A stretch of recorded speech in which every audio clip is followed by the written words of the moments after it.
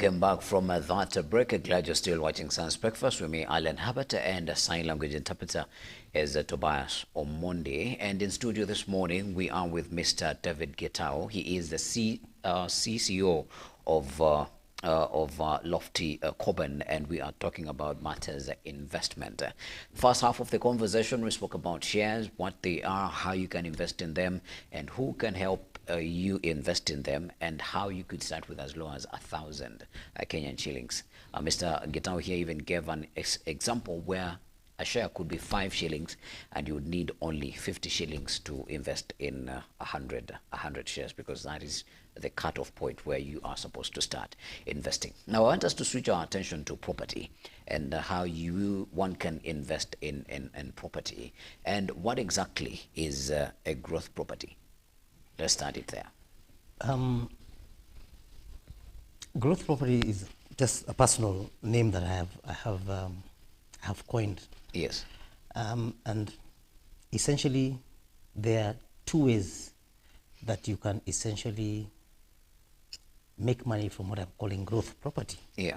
The first one is to buy some piece of land and essentially add value to that piece of land. Either you're improving the infrastructure, putting in electricity, sewerage systems, or you can even go ahead and build something, but the whole idea is to sell that property.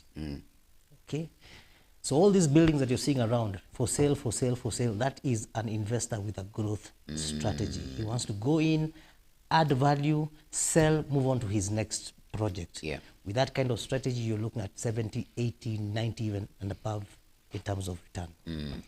The other strategy, which may be more relevant to us, would be to buy a piece of land with the intention that you will subdivide it in the future, but again, subdivision and then sell. Yeah. Now, of course, you have the bigger boys, the Northlands, the Tattoo Cities of this world, who will buy property, add value, develop the property, but at the same time, they're also selling plots, but that is mainly for the big guys. So where we would be concerned would be in the realm of where you buy property with the intention of subdividing it to sell. So contrary to what is peddled out there, and if I can go a bit vernacular, there are all these stories that say brought maguta, meaning prime plots for sale, 50 by 100. Yeah. My friend, if you want to make money from property, you should not be the one buying those plots. You should be the one selling those plots, because the guy who is selling you those 50 by 100s, 50 by 70 is the guy who's making the money. Is the guy who is making the money. Yeah. By the time you realize anything from that, will take you like 30 years. Yeah. But you want something that you're 3 years, 5 year strategies, and you are out. Move on. Yeah. Yeah. And even then, for me, what I would call David's recommended strategy would be, yes, you've identified some piece of land. But one of the first things, for me, rule number 1, is that the fundamentals must be in place. Okay? The roads, the infrastructure, the electricity, they should be already in place. If they're not in place, they are coming for sure. And you can actually see it's work in progress. It's work in progress. Yeah. Yes, granted, those properties where infrastructure is already in place will be more expensive, but my friend, your returns are guaranteed to some extent, and they also come faster. Yeah. The other thing that needs to be considered, other than just the fundamentals coming into place, is number 2, money is not made at the end. Money is made at the beginning. What do you mean? Okay. You are not looking to buy these properties at market value. Remember the concept of shopping. You want a discount. Okay? You want a discount, or rather, you want to buy these properties at a discount. And who best to give you this discount? What we call a motivated seller. Somebody who has come into some problems of some sort, maybe did not have his foundation right in terms of saving in a money market fund for emergencies, and has this emergency. He is what we call asset rich but cash poor. He needs liquidity immediately, and there you are to help him out. I have, and I hope I will not throw you off track. No, no, I no, have, it's okay. I have a funny story, and he is a member of parliament. He represents the government in the Yala parliament, Honorable Sankok. He was giving a story of how he bought land to build his hotel, and he was telling people that I'm buying this land to build a mortuary here. So if he buys this piece of plot and the other person asks, hey, unataka kujenga nini mortuary? Alafu huyu anasikia anasema hapana, mimi sitaki kuwa karibu na mortuary, 50,000, 100,000. This guy sells, and before he knew it, he has a huge parcel of land, and that is how he was able to build his hotel. But are those cute ways to do business? Well, Yeah. There's the right way and the wrong way, but let me not be That the caught judge you of off guard. let me not be the judge of that. Yeah.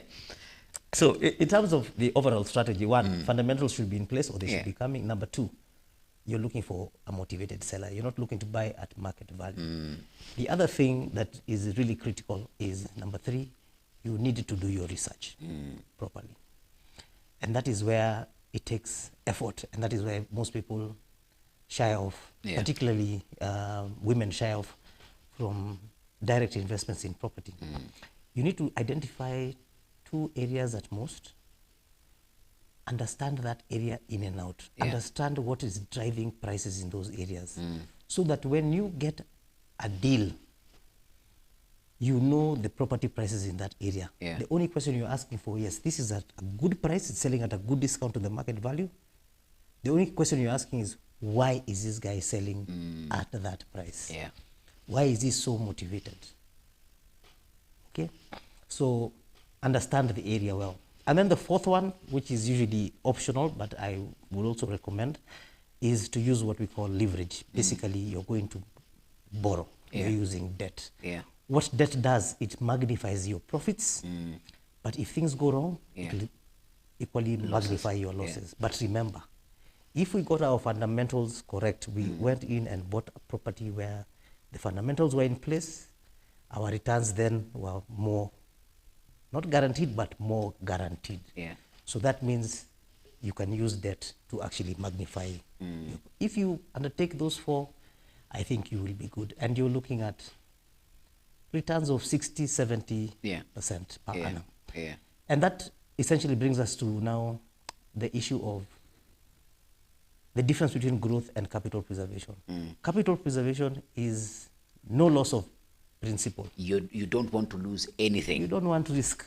Your risk appetite or Is tolerance very is low. very low. Not even very low, is at 0. And that is why those returns will Yeah. be at 9%. And then here you have growth property, you have Yeah. growth shares, Yeah. where you're talking about returns of 30 plus per annum. Yeah, we're talking about Nvidia coming up with a new chip and the stock prices way up in the sky.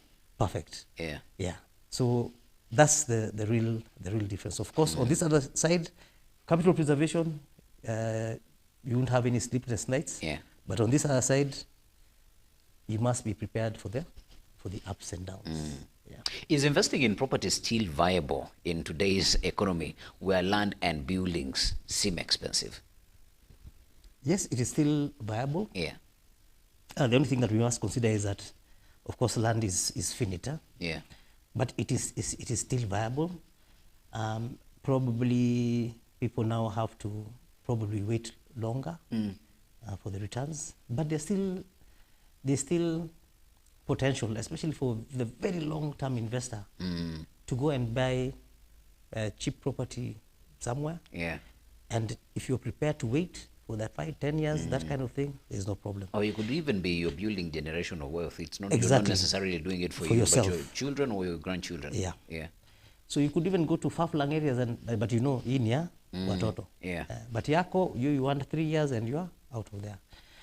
Because like, it all boils down to what are your objectives.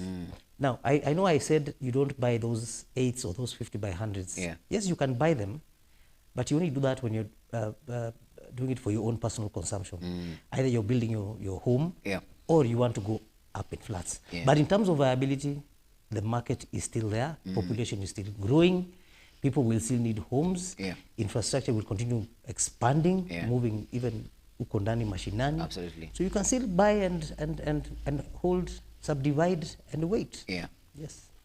Are there ways for young or low-income earners to get into property investment without buying an entire building? Because I don't have money to go buy a 50 by 100, a million bob or 5 million bob, but I still want to play in that league. Or should I just sit out of it, do my cash preservation, and 2-3 years down the line, I'm now able to go into that realm of investment?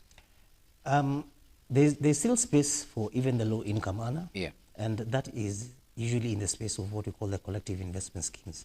Now, these collective investment schemes, they can either be those private ones like your chama. Yeah, And chama that's why wale buy shamba mahali. Yes, I always encourage people, get into a group with like-minded individuals, and you set out your objective of this group from the word go. Yeah. And when you pull those resources together, you are able to actually buy. And you don't have to start with 5 acres, 10 acres. No. You can even start with 2 acres. Sorry, even half an acre in a good area. Yeah. Subdivide it. Do not eat the money, as we say. Pull up with the back and go and buy a bigger piece. With time, you will find that, yes, you started small. Your first investment property was a half an acre. Yeah. You've moved on, now you're buying acres. More acres, so that is possible. Yeah. So you can have your own private collective investment scheme in the form of a chama. Yeah. Again, you can also go through a collective investment scheme whose objective is growth, meaning that they will invest in property to develop for sale. Yeah. And those collective investment schemes are what we call the development real estate investment trusts. Remember, all these trusts and all these collective investment schemes work in the same way. Yeah. The only difference between your typical collective investment scheme and the one, let's say the one for the money markets and the one for property, is that in property you have more experts who are involved, because you have engineers, architects, surveyors. So there are more experts there. So typically the management fee tends to be a bit high, but it is still a viable route to go. Unfortunately for us as a growing economy, development REITs are not... I think we only have one right now, I think by Aecon. But with time, if South Africa is anything to go by, and the rest of Africa always seems to follow South Africa in terms of growth, is eventually we will have all these development real estate investment trusts. So where you come with your small money, put in, and get your returns. So you don't have to be actively involved in developing a piece of property. Leave that to the expert. Let them go and develop, let them collect money from investors. And with your little money, you get a piece of the pie. So basically saying that if those investments existed and Garden City is being set up, I don't have $1 billion to build Garden City, but I have, say, $1 million to kuchangia, so that I have now a bit of share in Garden City. Essentially, that is what you're saying. Precisely. Yeah. Right now, unfortunately, the regulations have set a limit in terms of the amount of money you require. But with time, these collective investment schemes that deal in real estate will accept less amount of cash. So with your 1,000 bob, you can say, yeah, mimi ni mwenyewe wakwa, though my portion is like a dot. A drop in the water. You said that there is a set amount. Do you mind sharing? The last I left it was that you needed at least 5 million to go into these collective investment schemes. But I'm sure, of course, the regulator is reviewing that downwards to make it accessible to everybody. The reason it was set at that high bar was that, of course, whenever you're dealing with an investment that has an additional level of risk, it is assumed that the wealthier you are, then you understand the risk better. The impact, So you become what they call a qualified investor. But as we, as a populace, understand how REITs work, those thresholds will come down to as little as what we're doing with the money markets, 100 bob, 1,000 bob. All right. Basically, you've already been vetted by your money. And you have these development REITs like the ones that have been done by Aecon. Where with 100,000 you're good to go, and with 100,000 you become a serious investor. All right. I want us to take another break. When we come back, I want us to talk about comparisons and strategies. Is it shares? Is it property? Do I hold both? Just as we did last week when we were talking about money preservation. Money preservation, sorry. Keep it Science TV, and we're going to be back with the last segment of the show. And I hope you are learning a thing